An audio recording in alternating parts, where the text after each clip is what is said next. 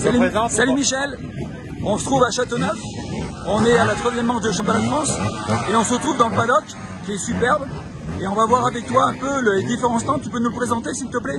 Oui, bah alors on est notre 2e édition d'organisation d'un championnat de France.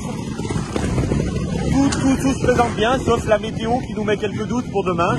Mais à part ça, on a fait plein de concurrents avec 118 concurrents aux dernières nouvelles. D'accord. Donc ça s'annonce bien. La météo aujourd'hui est très sympathique. Demain, ce sera un peu plus compliqué.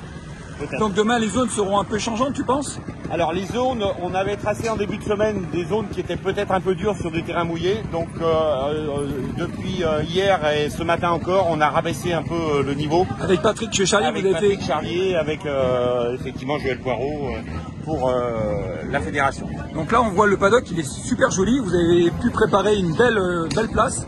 Oui, alors on a l'avantage d'être accueillis la commune de Châteauneuf et d'avoir cet espace qui est à disposition dans le cadre de ces manifestations où on a un parc château qui est très sympa et bien agréable pour tout le monde. Et donc là, il y a toutes les marques sont représentées, c'est ça, avec différentes structures? Alors ici, on est dans l'allée principale qui est l'allée des partenaires FFM en fait. D'accord. Des gens qui sont là à chaque manche du championnat de France. Donc chacun a son emplacement et sa place prévue. Donc c'est des partenaires de la fédération.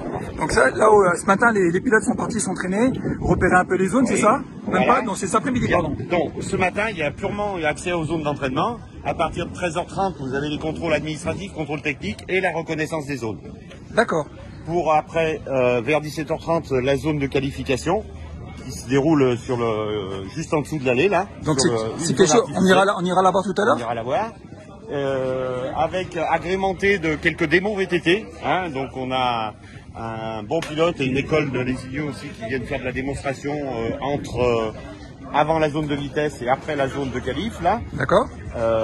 On a le stand de mini moto électrique aussi bien sûr pour, une belle organisation. Pour tout le monde à partir de 14h, de 15h si j'ai bonne mémoire et demain toute la journée. Et puis voilà, les buvettes, les restaurations, les classiques quoi. Donc une belle organisation comme on avait vu en 2018, c'est ça hein? C'était en 2018, on espère que ça se passera aussi bien et que la météo sera aussi favorable qu'en 2018. Ben écoute, merci Michel, on va terminer par l'arbre à vent qui est vraiment surprenant. C'est une spécialité du parc ou c'est complètement...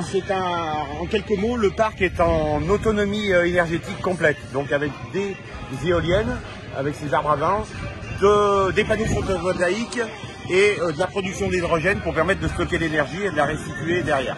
On est dans le futur alors, c'est ça?